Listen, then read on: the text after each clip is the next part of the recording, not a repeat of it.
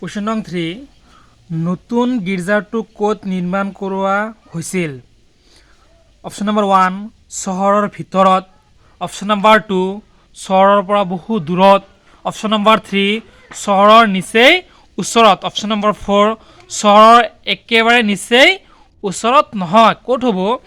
প্ৰথম কৈছে যে চহৰৰ ভিতৰত দ্বিতীয় কৈছে চহৰৰ পৰা বহু দূৰত তৃতীয় কৈছে চহৰৰ নিচেই ওচৰত তৃতীয় কৈছে চহৰৰ একেবাৰে নিচেই ওচৰত কোনটো হ'ব অপশ্যন নম্বৰ 3 কোনটো হ'ব 3 হ'ব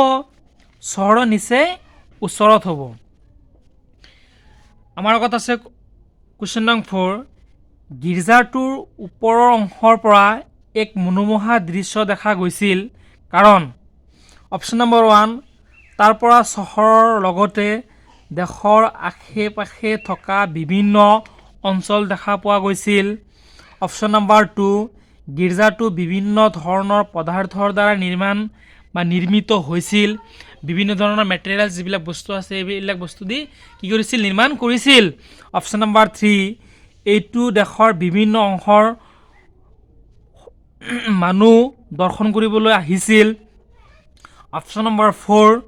গীৰ্জাটোৰ চহৰৰ পৰা ঠিক বাহিৰত অৱস্থিত আছিল যেটো গীৰ্জা অপশ্যন নম্বৰ 4 কৈছে যেটো গীৰ্জা আছিল চহৰৰ ঠিক বাহিৰত অৱস্থান কৰিছিল বা অৱস্থিত হৈছিল 4 কোনটো হ'ব অপশ্যন নম্বৰ 1 তাৰ পৰা চহৰৰ লগতে দেশৰ আশে-পাশে থকা বিভিন্ন অঞ্চল দেখা পোৱা গৈছিল কুৱেশ্যন নম্বৰ 5 চাবা গীৰ্জাটো যে আকৰ্ষণীয় আছিল এই কথা তলৰ কোনটো বাক্যৰ পৰা জানিব পৰা যায় অপশ্যন নম্বৰ 1 ইয়াক পাহাৰৰ এখন একেবাৰে ওপৰ অংশত নিৰ্মাণ কৰা হৈছিল অপশ্যন নম্বৰ 2 ইয়াক বিভিন্ন ধৰণৰ পদাৰ্থৰ দ্বাৰা নিৰ্মাণ কৰোৱা হৈছিল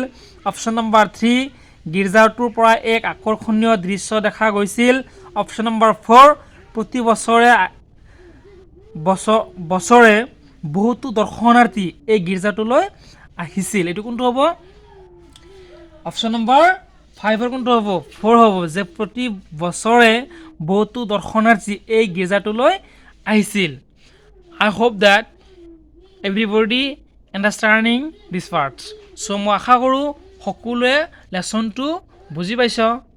আজিলৈকে ইমান লৈ নেক্সট আমি আকৌ আলোচনা কৰিম